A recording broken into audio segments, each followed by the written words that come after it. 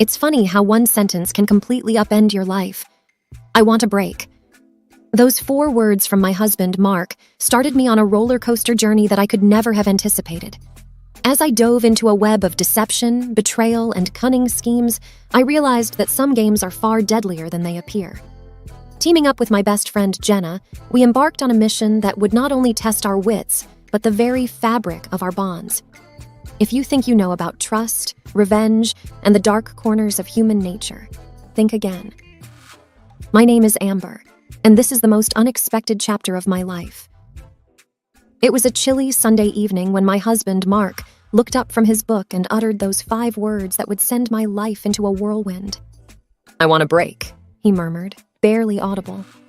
I thought I'd misheard him, so I paused the movie we were half watching. "What did you say?" I asked, my heart pounding in my chest. I'd expected a lot of things to come out of his mouth, but not that.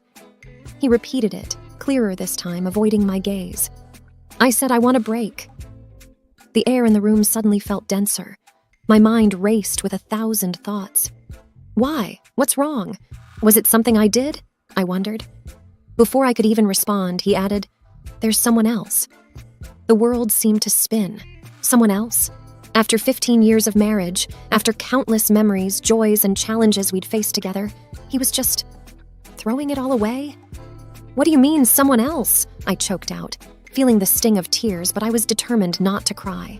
Not yet. He hesitated, took a deep breath, and then said, "It's not what you think. It's not an affair." Confused and struggling to grasp the situation, I pressed on. "Then what is it, Mark? What's going on?" He sighed, seemingly conflicted. It's Brad." "Brad? As in Brad, his best friend from college? The same Brad who had been our wedding's best man? The one who'd come over for barbecues, birthdays, and every Super Bowl Sunday?"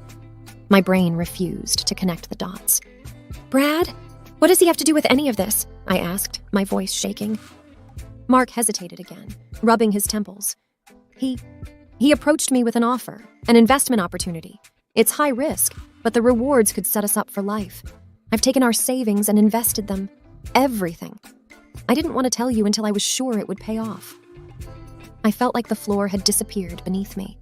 All our savings, the money we'd worked so hard for, our dreams of traveling, of securing a future for our kids, it was all gone. "And you need a break because," I pressed. "I'm scared," he admitted. "If it fails, I've ruined our future. I needed some time to see it through without the pressure of explaining daily updates. I thought it would be easier for both of us." I took a moment to absorb everything. The betrayal was immense, not just from Mark, but from Brad, too. My world had been turned upside down, and I was left reeling, not knowing where to turn. Then a thought crossed my mind. How can I be sure this isn't a scheme? That Brad isn't taking advantage of you? Mark looked pained. "I trust him," he said simply. "That's what you said about us," I retorted bitterly. A silence fell over the room, only interrupted by the soft hum of the heater.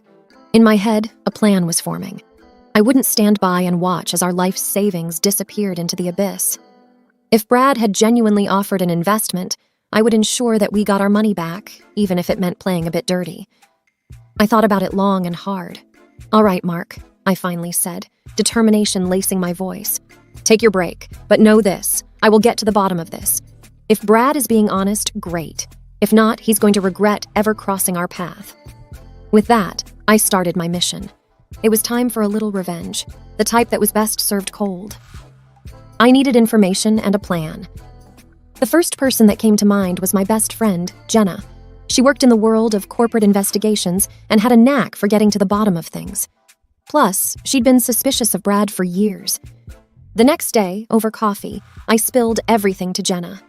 As I recounted the story, her eyes grew wider. "I knew there was something off about him," she murmured.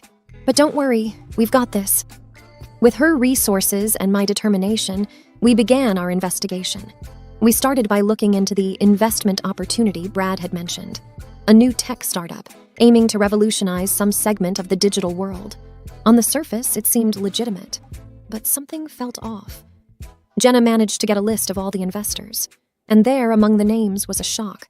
Several of them were people who had been scammed in the past, people with a history of making poor financial decisions. It looked like Brad was preying on the vulnerable, using their trust to his advantage. But how was he benefiting? Jenna dug deeper and found that a mysterious offshore account was linked to the startup.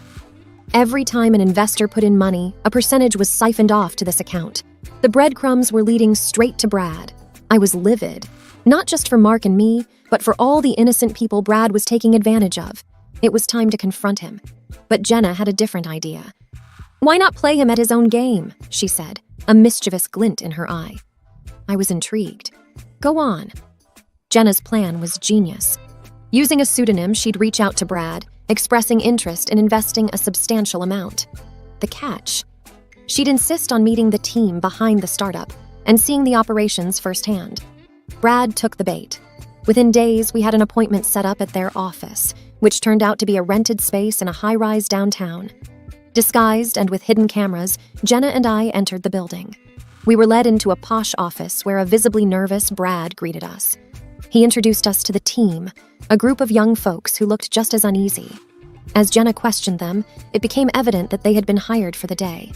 The more we prodded, the more the story unraveled.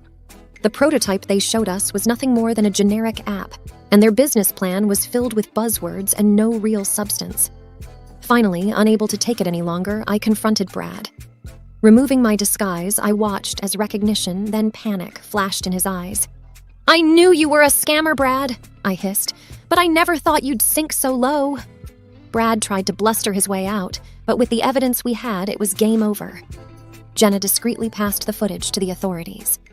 As we left the building, I felt a weight lifting off my shoulders. But there was still one more thing to do.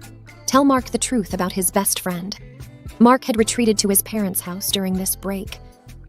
I hadn't spoken to him since that Sunday evening, but with everything I had discovered, it was time for a conversation. Driving to his parents' place felt like the longest journey of my life. The evening sun cast long shadows on the road, and my thoughts were a tumultuous whirlwind of anger, sadness, and resolve. When I arrived, Mark was on the porch. He looked drained, shadows under his eyes hinting at sleepless nights. As I approached, he stood up, and the weight of our shared history seemed to hang in the air. Before he could speak, I handed him a tablet, where Jenna had compiled all the evidence. "Watch," I instructed. The color drained from his face as he realized the extent of Brad's deceit. The person he'd entrusted with our life savings was nothing more than a con artist. I can't believe it," he whispered. "How did I fall for this?" A myriad of emotions welled up inside me, but the overwhelming one was compassion. Yes, he had betrayed my trust by not consulting me, but he too was a victim. I took a deep breath. "We're in this together, Mark. Always have been. Now let's figure out how to fix it." The following days were a whirlwind. The police, armed with the evidence Jenna and I had gathered, raided Brad's home. They found stacks of cash, falsified documents, and enough evidence to put him behind bars for a long time. The media caught wind of the story, dubbing Brad the trust betrayer. As for the other investors, they were grateful for my efforts in exposing the scam. Many had invested even more than Mark and were facing financial ruin. Together, we started a support group, navigating the legal quagmire and helping each other cope with the emotional fallout. The courts froze Brad's assets, and while it was a lengthy process, most of the investors got a portion of their money back. It wasn't everything, but it was a start. Mark and I, amidst all the chaos, started couples therapy. We delved into the issues that had led to that fateful decision, and slowly, the chasm between us began to close. Trust, once broken, is hard to mend, but we were both determined to rebuild. Just as life seemed to be finding some semblance of normality, there was a twist I hadn't seen coming. I received an anonymous letter in the mail. The handwriting was unfamiliar and shaky, but the message was clear. "You think you've won, but this is just the beginning. Brad was a pawn in a bigger game. Be careful, or you might just lose everything." A cold shiver ran down my spine.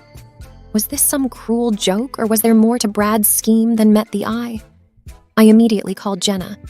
"We missed something," I said tersely. Over the next few days, Jenna and I dove deeper. Brad had been in contact with someone codenamed the Puppeteer. Through encrypted emails, they had communicated extensively. The Puppeteer was the brains behind the operation, while Brad was just the face of the scam. The more we dug, the darker things became. The puppeteer was linked to various shady dealings worldwide. They had a reputation for being elusive and had never been caught. But why target me with that letter? It didn't make sense until Jenna made a shocking discovery. "Remember that night at the high-rise when we confronted Brad?" she asked. I nodded. Well, there was someone else there, watching. Jenna showed me the footage from our hidden cameras. In the background, almost obscured by shadows, was a figure observing our confrontation. They left just before the police arrived.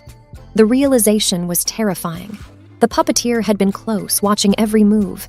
They knew who I was and where I lived. "I think they're threatened by you," Jenna mused. "You managed to disrupt one of their biggest schemes. They're scared." But I didn't feel powerful or triumphant. I felt exposed and vulnerable. With Jenna's contacts, we heightened our security. Cameras, alarms, and even a personal security detail. I felt like I was in a thriller movie, but this was no fiction. My life, and that of my family, was at stake. Then, a breakthrough. One of Jenna's contacts in the tech world managed to trace a transaction back to the puppeteer. It was a tiny slip on their part, but it was all we needed. We discovered their real identity. Clara Bennett, a former Wall Street genius who had turned rogue after a personal tragedy. With her intelligence and resources, she'd masterminded various schemes, defrauding innocent people of millions. Confronting her wouldn't be easy. She was careful, always 2 steps ahead, but Jenna had a plan. Jenna's plan was audacious. It involved playing Clara at her own game, using deceit and strategy. "The only way to catch a snake is to become one," Jenna said cryptically.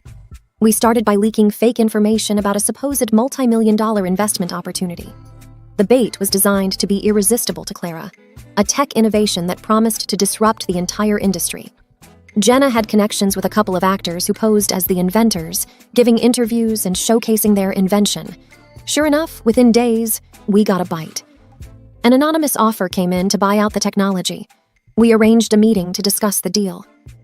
Given Clara's caution, we knew she'd send a representative, but we were prepared. The meeting was set in a lavish penthouse suite, wired with hidden cameras and microphones. I posed as the assistant to the inventors, while Jenna stayed behind the scenes, coordinating with our security team. A sharp-looking woman in her 30s, undoubtedly Clara's right hand, arrived to negotiate. She was skeptical and shrewd, asking detailed questions about the tech. Our actor friends played their part to perfection, convincing her of the opportunity. After hours of negotiation, we had a signed contract, and most importantly, a direct line of communication to Clara. The representative made a call right there, discussing terms and the significant numbers involved. Using voice recognition software, we confirmed our suspicion. Clara Bennett was on the other line. Over the next few days, we staged a series of accidents, causing delays and increasing the pressure on Clara. We wanted her to get involved personally. And then, the moment we had been waiting for. Clara requested a face-to-face meeting. She wanted to see the tech herself and finalize the deal. The location was a secluded mansion, one of Clara's many hideouts. With our security detail and local law enforcement hidden nearby, Jenna and I walked into the lion's den. The atmosphere was thick with tension as Clara, a tall, imposing woman with piercing eyes, greeted us. "I have to say, I'm impressed," she began, her voice dripping with condescension. "But did you really think you could fool me?" For a moment, my heart sank. Had she seen through our ruse? But then Jenna stepped forward, pulling out the signed contract. "Actually, Clara, we did." The room erupted into chaos. Clara's guards tried to intervene, but they were no match for our team. Within minutes, Clara was in cuffs, the weight of her many crimes finally catching up to her. The aftermath was intense. The media went wild over the story of Clara Bennett's capture. Mark and I appeared on numerous talk shows telling our tale. Our bond, which had been so strained, grew stronger than ever. The threat of Clara and her schemes was finally over. And while the journey had been harrowing in the end, love and persistence had triumphed over deceit.